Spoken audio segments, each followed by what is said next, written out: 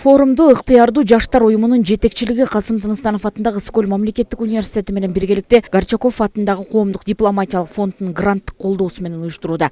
Россиядан келген журналист, режиссер жана башка экология темасына кайрылган эксперттер презентацияларын жасашты. Россия өлкөсүндөгү экологияны коргоодо ыкмалар менен бөлүштү.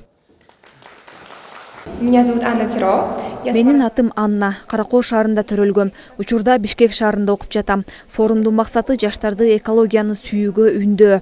Себеп дегенде азыр көпчүлүк жаштар бул багытка кызыгышпайт. Эң жөнөкөй таштандыны бөлүштүрүп ыргытууну билбейт. Мунун баары экологияны сактоого мүмкүнчүлүк түзөт.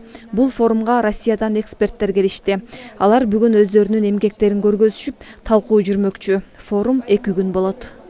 Форум абдан жагып атат. Мен азыр туризм факультетинде 4 курсунда студенти болом. Азыркы форумда ушу спикерлер, ушу кандай десем, эл аралык спикерлер деп келишти.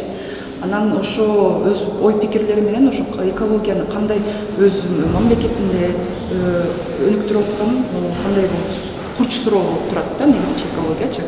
Анткени бул деген азыр деген суу маселеси аябай курч.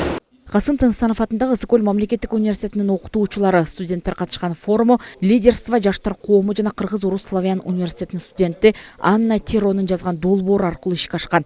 Анна Тиро студент, өзү Каракол шаарынан болот. Жаштар экологияга олуттуу көз караш менен карашы керек деп эсептейт. Жөнөкөй эле таштандыны сорттоо деген эмне экенин билүүлөрү керек дейт.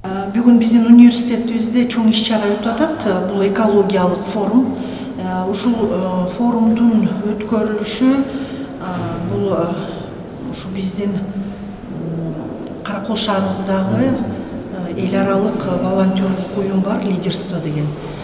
Ошолордун волонтерлору проект жазып, Орусиядагы фонд Горчакова деген фонддон утуп алышыптыр. Анан ошол бизге келип, ушул экофорумду өткөзүп атышат. Эмне себептен биздин университетте болуп атканын айтып кетсек, анткени Ысык-Көл региону боюнча биздин университет эң чоң университет. Андан тышкары биздин окуу жайыбызда эколог адистигиндеги студенттерди даярдайбыз. Ошондуктан бул тема бизге абдан жакын.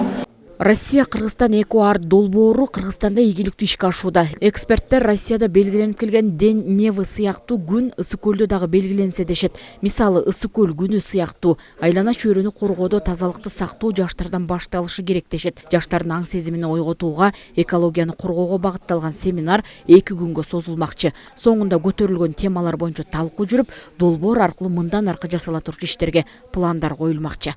Салтанат Керимкулы кызы, Нурдин Урманбетов, Сергей Мищенко, Ысык-Көл жаңылыктары.